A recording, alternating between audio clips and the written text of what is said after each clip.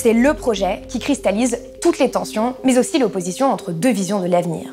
L'autoroute A69 qui devrait relier Toulouse à Castres. Près de 2000 scientifiques ont appelé Emmanuel Macron à renoncer à ce projet délétère et injustifiable. Plusieurs institutions environnementales ont donné des avis défavorables, des dizaines de personnes ont mis leur vie en danger, d'autres ont passé des semaines entières perchées dans des arbres pour empêcher qu'on les abatte, des milliers d'opposants se sont mobilisés, 61% des habitants dans le Tarn et la Haute-Garonne seraient favorables à l'abandon de l'autoroute, et pourtant, le gouvernement ne veut rien entendre et annonce que l'A69 ira jusqu'à son terme.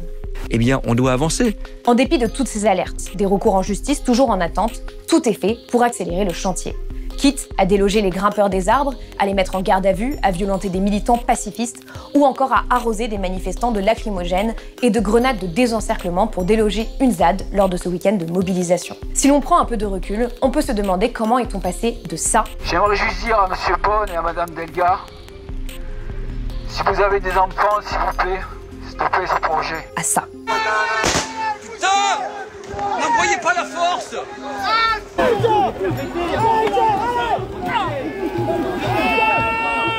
Jusqu'où ira le passage en force? S'il ne peut y avoir de dialogue démocratique sur un projet qui concentre autant d'opposition, alors comment imaginer la suite pour tous les autres projets polluants, tous les autres débats qui vont être créés par la transition écologique? C'est un combat local qui a pris une ampleur nationale et symbolise à lui seul les multiples contradictions du gouvernement en matière de lutte contre le changement climatique et l'extinction de la biodiversité. Pourtant, les activistes, à l'image du médiatique Thomas Braille, ne demandent qu'une chose: une suspension des travaux, le temps de mettre en place une médiation et de mener une expertise socio-économique indépendante. Deux processus qui pourraient mener à un moratoire, une consultation publique ou un référendum local. Alors, que raconte la lutte contre l'autoroute A69? Pourquoi ce projet est-il tant décrié? Quels sont les arguments pour le mener jusqu'au bout? Et que s'est-il joué lors de ce week-end de mobilisation? Réponse dans ce décryptage-reportage pour Blast.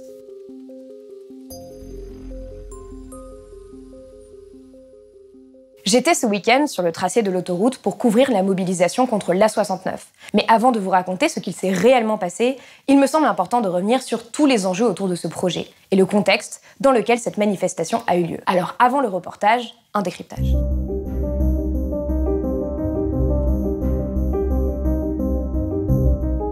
Pour commencer, il est important de rappeler une chose. Ce projet d'autoroute date des années 90, une période à laquelle les effets du changement climatique et l'urgence écologique n'étaient pas aussi palpables en France. Mais les temps ont changé. Comme le souligne la climatologue Valérie Masson-Delmotte dans un entretien à Mediapart, cette autoroute est emblématique d'un mode de décision hérité du passé, qui ne permet pas de construire la résilience et la décarbonation du futur dont nous avons besoin. En 1994, l'idée d'origine était d'élargir à 2 fois 2 voies la route nationale, la N126, qui relie déjà Toulouse à Castres, en plus d'un TER. Mais en 2010, les pouvoirs publics ont finalement choisi une autoroute privée et à péage, la 69.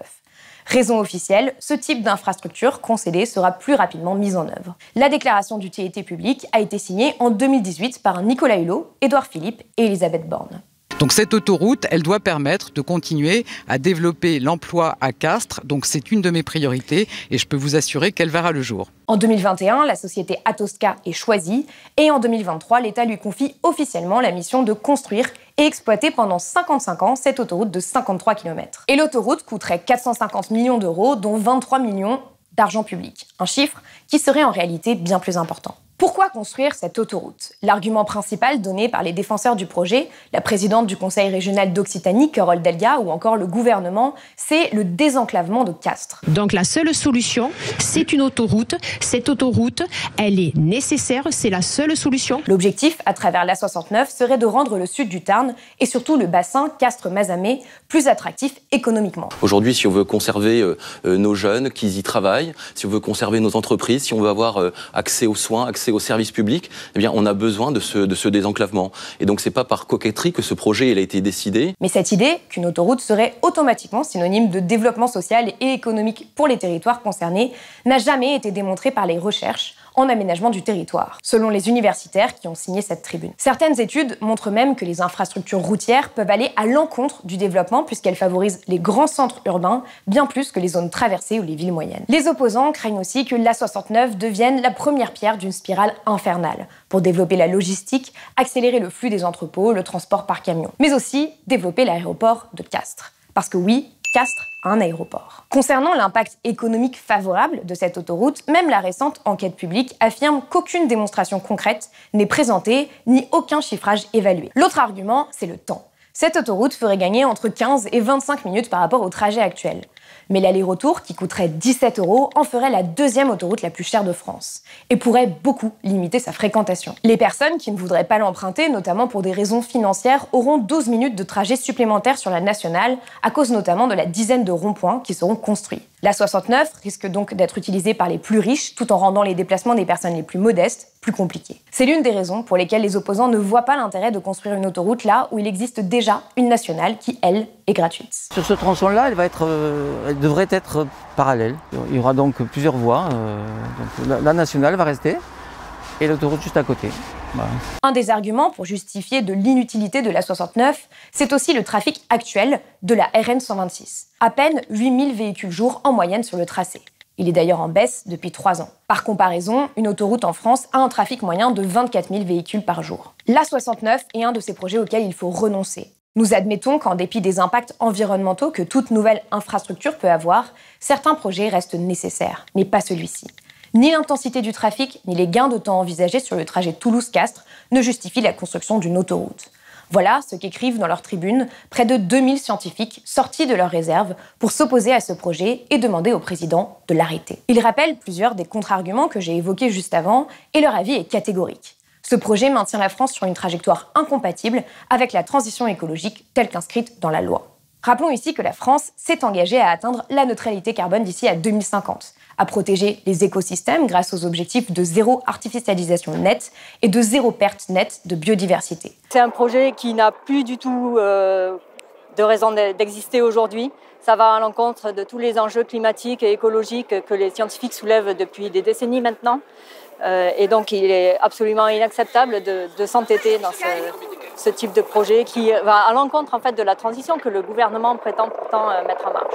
La 69 menace 343 hectares de terres agricoles. Des milliers d'arbres, plus de 250 arbres d'alignement protégés ont déjà été abattus, mais aussi des zones humides et les habitats de 162 espèces protégées. On n'a rien à dire, en fait. On n'a rien à dire. On vous prend la terre, là, vous êtes spolié de votre outil de production, on n'a rien à dire. Vous vous taisez et puis voilà, c'est tout, quoi. Elle va augmenter la pollution sonore et les émissions de gaz à effet de serre. À l'heure où, comme le soulignent les signataires de la tribune, il nous faut tendre vers une réduction du trafic et des distances parcourues en voiture individuelle. Mais aussi une réduction de la vitesse à 110 km/h sur les autoroutes, comme l'avaient proposé les 150 citoyens de la Convention citoyenne pour le climat. Réduction de vitesse qui rendrait le gain de temps permis par l'A69 bien moins important d'ailleurs. Avant cette tribune, 200 scientifiques toulousains de l'Atécopole avaient déjà écrit une lettre ouverte aux politiques en charge de ce dossier. Ils rappellent notamment que le Conseil national de la protection de la nature a donné un avis défavorable à l'A69, tout en relevant les graves manquements du dossier qui justifient l'autoroute. Ils finissent sur ces mots. Votre projet d'autoroute, en plus d'être délétère pour les écosystèmes et les humains, n'est pas porteur d'un imaginaire désirable. C'est donc bien ici deux visions du monde et du futur qui s'affrontent. Et pour le moment, les alertes des scientifiques, relayées par de nombreux citoyens, restent ignorées par le gouvernement.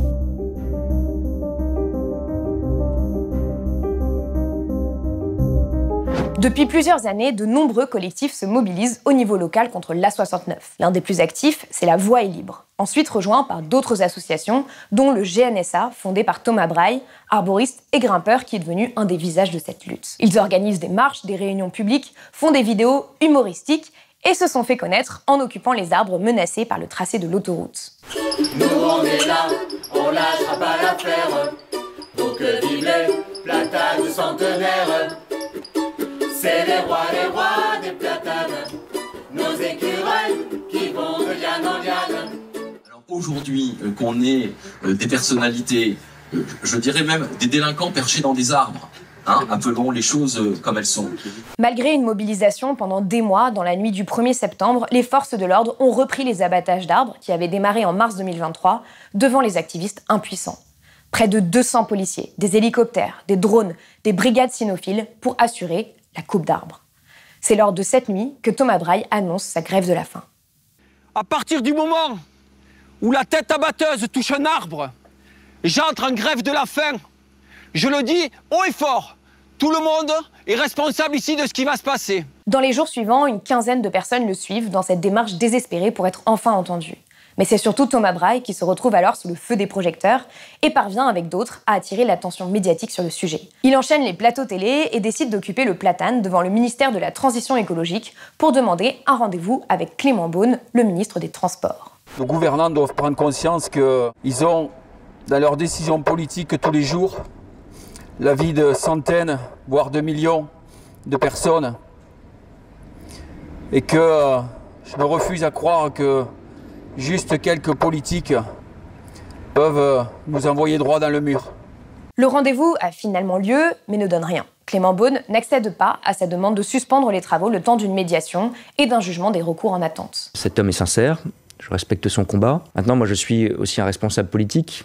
J'insiste sur le mot responsable, je dois aussi tenir compte de ce que disent les élus de ce projet qui avance. Bien sûr, à l'heure de l'écologie, on doit revoir des projets, même anciens. Et donc, j'avais lancé ce projet de revue des autoroutes, mais qui aboutira à annuler des projets autoroutiers importants. La 69, c'est un projet qui est le plus avancé de France et qui a fait l'objet de recours juridiques déjà. Sur le plan juridique, il est faux de dire que le projet a été validé par la justice. L'État, via les préfets, a pris la décision de construire la 69. Mais les juges ne se sont pas encore prononcés sur le fond. Si pour le moment, les actions juridiques lancées contre la construction de l'autoroute n'ont pas permis la suspension des travaux, il y a plusieurs procédures en cours. Et c'est aussi pour laisser le temps à la justice de faire son travail que ce week-end, une ZAD a tenté d'être créée pour ralentir les travaux. Comme me le confiait Sébastien Mabille, avocat en droit de l'environnement, c'est souvent le seul recours qu'il reste sur des dossiers comme celui-ci. Le dialogue environnemental et la démocratie environnementale se réduit à peau de chagrin. Et tout cela mène et mènera dans le futur à des développements, n'en déplaise au gouvernement et à Gérald Darmanin, au développement de ZAD un peu partout, à cette radicalité, puisque, encore une fois, c'est celle-ci qui paye. Ce que je constate, c'est qu'aujourd'hui, c'est davantage le fait de tenir et d'occuper un espace qui permet de le préserver sur le long terme, en tout cas dans l'attente de ce temps long judiciaire, au terme duquel un certain nombre de projets sont jugés illégaux. Récemment, à Poitiers, la justice administrative a par exemple annulé l'autorisation de construction de 15 nouvelles méga-bassines, jugées inadaptées aux effets du changement climatique. Les travaux n'avaient pas encore commencé, mais cela a pris 3 ans. La justice prend du temps. Un temps que le gouvernement n'a apparemment pas. Pour en revenir au fil de notre histoire, après 39 jours de grève de la faim, Thomas Braille entame avec Reva et Célic une grève de la soif en tout dernier recours. Donc là, il est 14h14. Donc là, j'ai bu ma dernière gorgée il y a 14 minutes. On attend autre chose aujourd'hui de nos gouvernants que de nous envoyer droit dans le mur. On ne sait plus quoi faire aujourd'hui pour se faire entendre. Après qu'il ait été emporté à l'hôpital pour un malaise, Clément Beaune publie un communiqué en concédant d'arrêter les opérations d'abattage d'arbres durant 3 jours. Une réunion avec des élus locaux et les associations opposées au projet est organisée à la hâte, le 13 octobre, pour donner l'impression d'un dialogue qui n'a finalement pas lieu. Et ça a été rappelé en préambule de son intervention, n'était pas de dire que le chantier s'arrêterait, le chantier va se poursuivre, il n'y aura pas de moratoire ni de suspension sur les travaux, mais c'était de dire il y a des possibilités de trouver, d'améliorer encore ce projet, de trouver peut-être des compensations complémentaires. Même constat pour les scientifiques de la Técopole qui, la veille, ont rencontré Carole Delga et ressortent du rendez-vous dépités. Ils écrivent dans un communiqué. Au terme de cet entretien, les membres du collectif ne peuvent que constater l'échec de la discussion.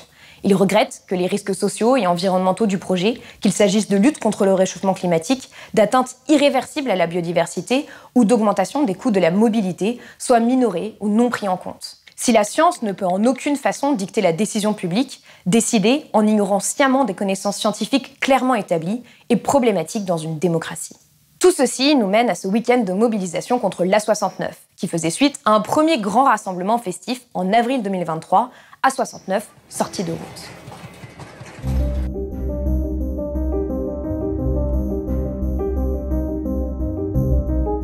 Quelques jours plus tôt, le 16 octobre, le ministère des Transports prévenait dans un communiqué. Force restera à la loi et à l'état de droit. L'État est déterminé à faire aboutir ce projet. Ce n'est pas un entêtement de l'État, c'est le respect de la règle du droit. Mais cela n'a pas empêché des milliers de personnes de se retrouver à Seyss, sur un champ prêté par un agriculteur menacé d'expropriation, pour manifester leur opposition à l'A69. Le rassemblement était annoncé comme poétique, festif et joyeux, et c'est ce qu'ont vécu la grande majorité des personnes présentes jusqu'à l'intervention des forces de l'ordre le dimanche. On va y revenir. Une ambiance générale donc à des années-lumière de ce qui a été communiqué par le gouvernement et la préfecture qui ont annoncé plus d'individus violents que de manifestants. Retour sur ces 48 heures pour tout comprendre. Le samedi a commencé dans la bonne humeur, malgré les hélicoptères de la gendarmerie qui tournaient en permanence au-dessus du campement. Il y avait une conférence de presse, de la musique et plusieurs prises de parole. Ce moratoire qu'on demande avec la déroute des routes, on l'aura. Mais il faut un rapport de force à la hauteur du passage en force qu'on en fasse. S'ils veulent aller jusqu'au bout, nous aussi on va aller jusqu'au bout. Mais je leur dis ça en toute bienveillance, se tromper parfois c'est pas grave. 6 cortèges se sont ensuite élancés. La majorité des personnes présentes ont rejoint le tracé déclaré de la manifestation dans une ambiance bon enfant. 2 cortèges ont eux dévié du tracé et étaient annoncés comme plus sportifs.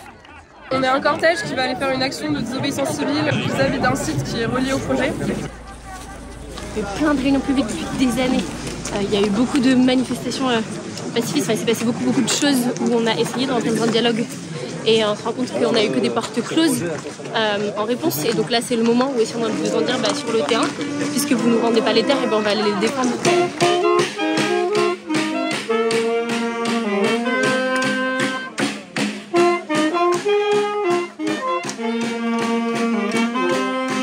Que s'il l'aurait fait avant pour empêcher l'autoroute, je suis d'accord, mais il le faut maintenant que c'est lancé, c'est fini. C'est dommage pour ces jeunes, ils vont perdre du temps pour rien du tout. À droite, vous rentrez à l'intérieur pour faire du désarmement. À gauche, vous restez à l'extérieur pour aider les gens à sortir.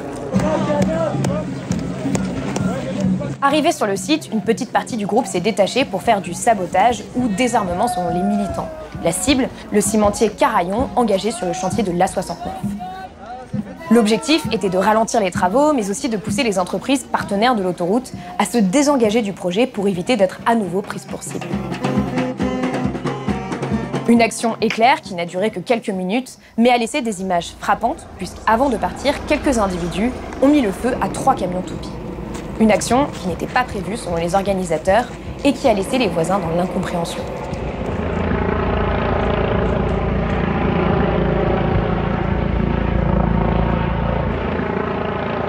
En revanche, contrairement à ce qui a été annoncé par la préfecture, aucun manifestant n'a empêché l'arrivée des pompiers, puisqu'ils avaient tout simplement déjà quitté les lieux, les images en témoignent. Peu de temps après, une entreprise du BTP, Bardou et Fils, aussi partenaire de l'A69, était également prise pour cible. Pendant que ces 2 actions se déroulaient, l'essentiel des manifestants était sur la nationale, derrière les tracteurs. Carole, si tu savais, de l'autoroute où on se la met.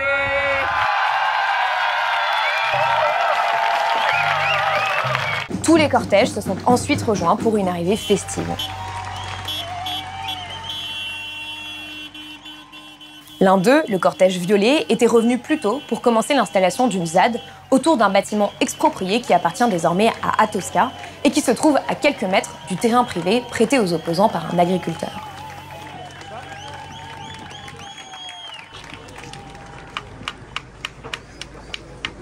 Ils ont monté une structure en bois et là on est en train de la renforcer parce que des personnes vont habiter dedans. Donc on fait une ZAD.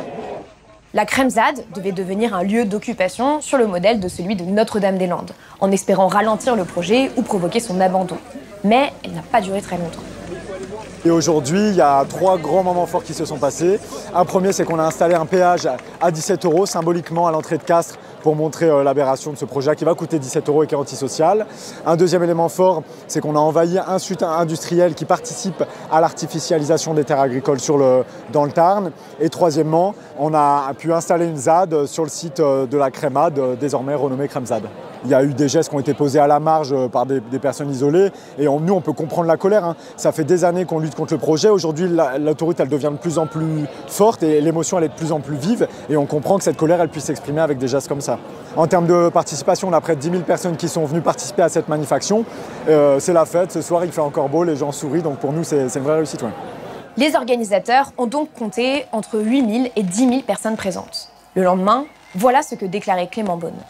Pour Non. vous, ceux qui étaient, Pardon, qui étaient je présents dis sur aussi- place hier, c'était des militants de l'environnement ou c'était des délinquants? Mais il y avait les deux, Guillaume Narey, il y avait les deux. Il y avait à peu près 2400 manifestants qui étaient pacifiques. Et puis il y a quelques centaines, même malheureusement quelques milliers d'individus, un peu plus d'ailleurs que les manifestants, les vrais manifestants, 2500 éléments radicaux, cagoulés, violents. La préfecture du Tarn décrit les individus radicaux comme presque tous cagoulés, vêtus de noir, casqués, portant des boucliers, des bâches noires et des parapluies. À partir de cette description, les reporters de France 3 Occitanie évaluent le nombre de Black Blocs à 400 personnes, grand maximum, et non 2500. C'est également ce que j'ai pu constater puisque j'étais avec le cortège chargé de mener une action de sabotage. La préfecture a parlé d'usage d'armes en publiant une photo d'une pioche, mais aussi de masques à gaz et de lunettes. Ce qu'il faut ici rappeler, c'est que du fait des violences policières, observées notamment à Sainte-Soline par des organisations comme la Ligue des droits de l'homme ou encore des experts de l'ONU, de plus en plus de personnes se rendent aux mobilisations avec des lunettes de piscine, des casques, des masques et du sérum physiologique pour se protéger des gaz lacrymogènes et des grenades qui pourraient être lancées par les forces de l'ordre. En tant que journaliste, j'avais aussi ce matériel-là, un matériel de protection. Je vais être très simple, Allez-y. très clair, très ferme. Il ne peut pas y avoir de ZAD et il n'y aura pas de ZAD sur la 69. Le dimanche, alors que la ZAD continuait de se monter et que des premières alertes avaient eu lieu pendant la nuit, 600 gendarmes sont intervenus pour déloger les militants à 12h30. Exactement au moment où deux collectifs scientifiques, la Técopole et Scientifiques en Rébellion, donnaient une conférence sur le terrain privé du rassemblement devant environ 300 personnes, parmi lesquelles des familles, des personnes âgées. En voyant les grenades qui tombaient à quelques mètres, tout le monde s'est levé, effrayé. Les familles se sont mises à l'abri plus loin et une partie des personnes a commencé à avancer vers l'endroit où se trouvaient les forces de l'ordre, les mains en l'air en signe de non-violence. Je me suis retrouvée face au barrage. Une chaîne humaine avait été formée, tout le monde chantait.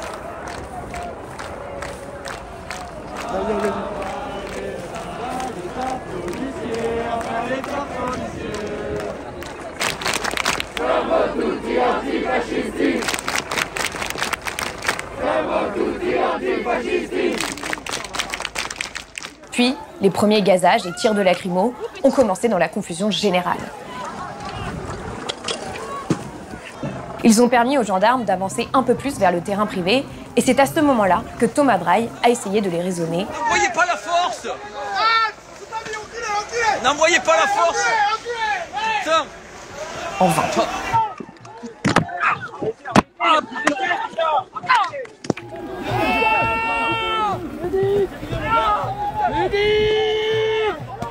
On va au PMA Médic, l'infirmerie. On passe à gauche de la lacrymo. Au même moment, Gérald Darmanin tweetait.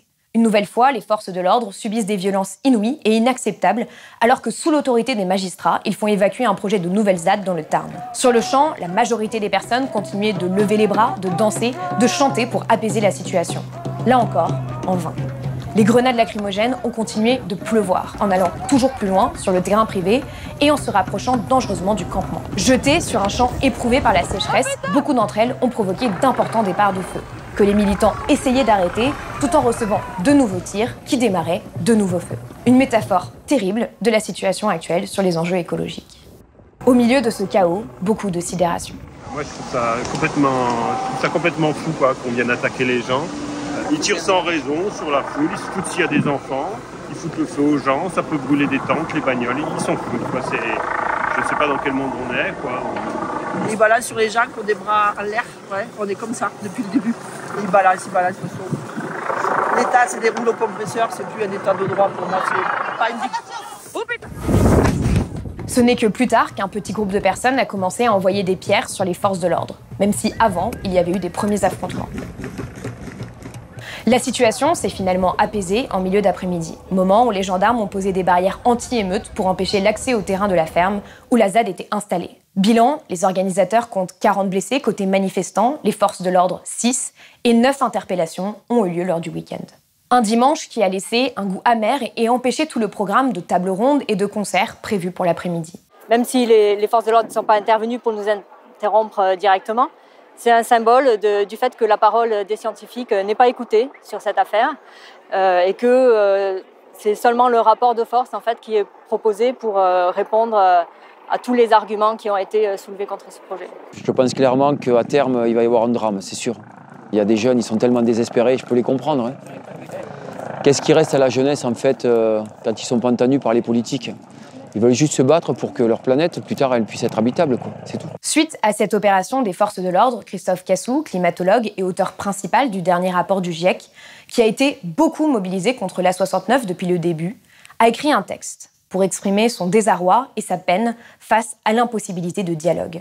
Aujourd'hui, je suis dégoûté par cette classe politique d'une médiocrité confondante, qui vise à décrédibiliser les mouvements portant les enjeux environnementaux en les présentant comme violents. Au regard de l'histoire, ce jeu clientéliste ou électoraliste est irresponsable. Aujourd'hui, je suis inquiet parce que cette rhétorique de criminalisation contamine un large spectre politique. Je considère que quand il ne reste plus que ces arguments-là pour passer en force jusqu'au bout, on attaque et on salit la démocratie. Monsieur Clément Beaune, ministre des Transports, je vous interpelle. Où classez-vous les scientifiques ? Aujourd'hui, je suis en colère contre moi, car je prends en pleine virgule une forme de naïveté. Il est maintenant clair que les décisions et choix qui entravent inévitablement la réussite d'une métamorphose sociale vers des modes de vie bas carbone sont pris en conscience et en connaissance. Il ne s'agit pas d'un déficit de connaissance, mais d'un schéma de pensée verrouillé par une vision court-termiste, portée par la démagogie, qui ne résiste pas aux faits scientifiques, sur lesquels aujourd'hui il est, semble-t-il, acceptable, voire classique, de s'asseoir. J'ai co-initié des formations pour députés au début de la mandature. J'ai fait des dizaines de conférences auprès de politiques. Je questionne fortement le sens de tout cela. Faut-il continuer ? Faut-il continuer, cautionner une hypocrisie désormais évidente, ou bien acter l'échec dans notre société d'avoir un dialogue sincère et approfondi, afin de construire une vision partagée vers un monde plus résilient aux risques climatiques et compatible avec l'habitabilité pour tous. Les masques tombent aujourd'hui, car nous sommes à un moment où l'accord de Paris n'est plus un cadre abstrait, mais doit se concrétiser par des actes. Aujourd'hui, je suis en plein désarroi. Notre entrevue avec Carole Delga restera pour moi un tournant, un marqueur de ma vie professionnelle. Quelle claque de réaliser et vivre que les pensées magiques et les intérêts personnels ou ceux d'un petit groupe priment sur l'intérêt général, alors que nous allons dans le mur et que nous le savons.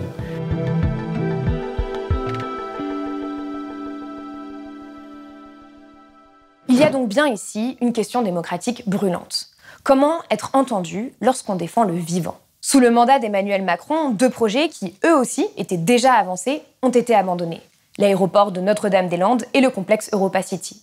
Alors pourquoi pas celui-ci ? Comme l'ont démontré nos confrères de Off Investigation dans un documentaire, l'A69 semble aujourd'hui essentiellement motivée par des intérêts économiques privés et des arbitrages politiques. La journaliste Clarisse Feltin a découvert que derrière Atosca figurent des actionnaires qui ont contribué à financer la carrière politique d'Emmanuel Macron.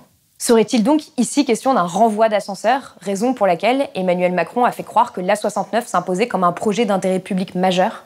En 5 mois d'investigation, la présidence de la République n'aura jamais répondu à nos questions. Mediapart a également enquêté sur le lobbying patronal pour cette autoroute auprès des élus comme Carole Delga. Moi, ce que je note au final, c'est que le sondage que nous avons réalisé récemment, il y a un mois, sur le sud du Tarn, confirme que 75% des personnes sont pour cette autoroute, que 75% des personnes des Sud-Tarnais considèrent qu'elle est utile. Donc c'est ça aujourd'hui qui me motive dans ma façon de travailler. Alors que la réalité est bien plus compliquée que cela. Les 2 sondages mis en avant par Atosca comportent tous 2 d'importants biais. Le premier a été réalisé avant la médiatisation sur le projet d'autoroute, en mars 2023, et le deuxième, plus récent, indique que 53% des Français sont favorables à l'A69. Il a été réalisé sur un échantillon représentatif de la population française, mais parmi ces personnes, 40% déclarent ne pas avoir entendu parler de l'A69, et seulement 11% vivent dans le sud-ouest. Selon la sociologue Marianne Blanchard, interrogée par Libération, c'est un beau cas d'étude de la fabrique de l'opinion publique. Elle ajoute: les sondages des pros et anti sont discutables, mais celui d'Atosca est beaucoup plus critiquable. De l'autre côté, le sondage IFOP, réalisé par les anti-A69 auprès des habitants du Tarn et de la Haute-Garonne, montre que 58% d'entre eux trouvent le projet utile, mais pas indispensable. Le résultat, qui devrait ici retenir l'attention, c'est le souhait des habitants d'être consultés publiquement. 82% des sondés sont favorables à l'organisation d'un référendum local. Une consultation démocratique qui semble très peu probable à l'heure actuelle, et qui permettrait pourtant d'apaiser les tensions et d'aménager le territoire selon la volonté des habitants, informés au préalable de tous les enjeux. C'est la fin de cette vidéo, elle était dense, je sais, et pourtant je n'ai pas pu tout dire, mais j'espère qu'elle vous aura été utile. Vous pouvez aller plus loin sur le sujet en retrouvant les articles de Léa Gage et Thierry Gadot sur le site de Blast.